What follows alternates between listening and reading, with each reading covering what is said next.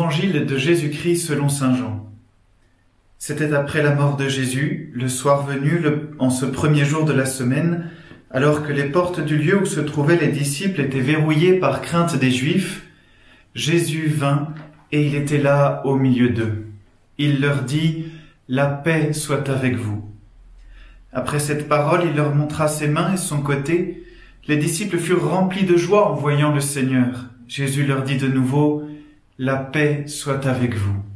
De même que le Père m'a envoyé, moi aussi je vous envoie. Ayant ainsi parlé, il souffla sur eux et leur dit « Recevez l'Esprit Saint. À qui vous remettrez ses péchés, ils seront remis. À qui vous maintiendrez ses péchés, ils seront maintenus. » Or, l'un des 12, Thomas, appelé Didyme, c'est-à-dire jumeau, n'était pas avec eux quand Jésus était venu. Les autres disciples lui disaient « Nous avons vu le Seigneur », mais il leur déclara « Si je ne vois pas dans ses mains la marque des clous, si je ne mets pas mon doigt dans la marque des clous, si je ne mets pas la main dans son côté, non, je ne croirai pas. » 8 jours plus tard, les disciples se trouvaient de nouveau dans la maison et Thomas était avec eux. Jésus vient alors que les portes étaient verrouillées et il était là au milieu d'eux. Il dit « La paix soit avec vous ». Puis il dit à Thomas « Avance ton doigt ici et vois mes mains, avance ta main et mets-la dans mon côté, cesse d'être incrédule, sois croyant. » Alors Thomas lui dit « Mon Seigneur et mon Dieu ».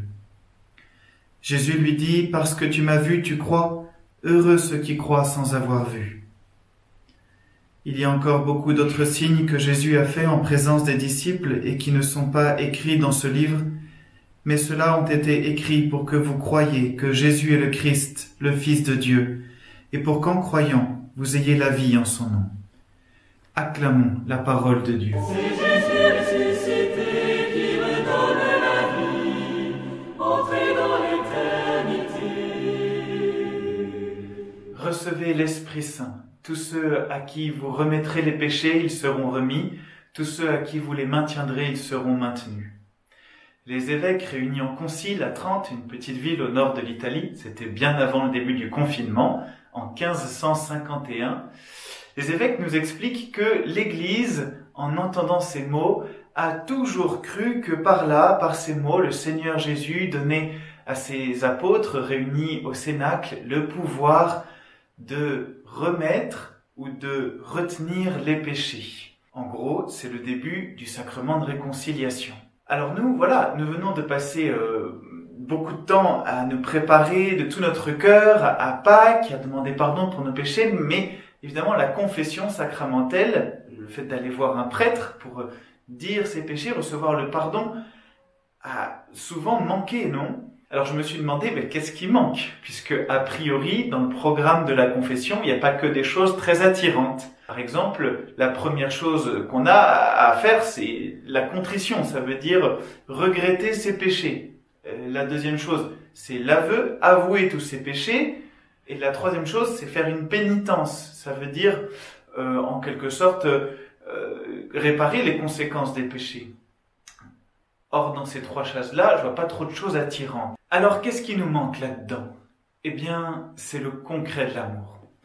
Quand on est tout seul, difficile d'assurer que on aime Dieu de tout notre cœur, de toute notre force, et que du coup, la plus petite offense, le plus petit péché devient une horreur absolue. Non, bien souvent, quand on est seul, notre contrition, comme on dit, elle est imparfaite. On regrette nos péchés, pourquoi ? Parce que ils ont beaucoup d'emprise sur nous et on aimerait bien l'éloigner. Par exemple, je suis toujours en colère. Ou parce qu'on a peur, on se dit « Oh là là là, avec ce que j'ai fait, j'aimerais pas attraper le coronavirus, parce que si je partais maintenant, ça va chauffer. » Or, qu'est-ce qui se passe dans le sacrement de réconciliation ?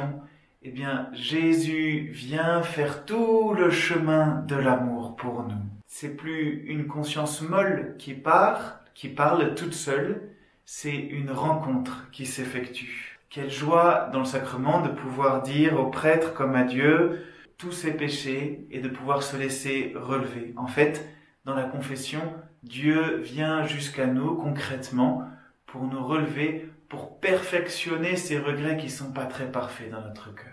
Connaissez-vous le film Little Boy ?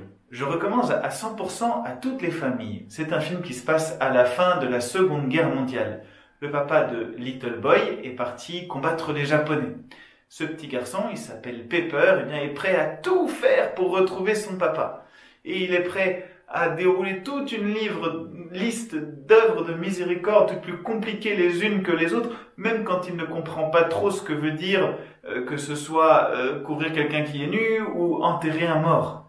Et pourtant, ça se complique quand son curé lui demande « Encore une chose, pour que cette liste fonctionne parfaitement, je rajoute un dernier point essentiel. » Sois ami avec Hashimoto?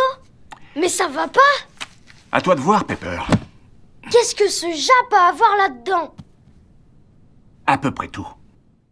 Eh bien, nous aussi, si nous sommes éloignés du sacrement de réconciliation, du contact direct avec notre Père du ciel, eh bien, en ce dimanche de la miséricorde, nous sommes néanmoins invités à prendre le chemin concret de la miséricorde chez nous. Il s'agit, comme pour le petit Pepper, de partager un temps amical entre frères et sœurs, entre parents et enfants, en plongeant tout le passé dans le cœur de Jésus. Bon dimanche de la miséricorde. Si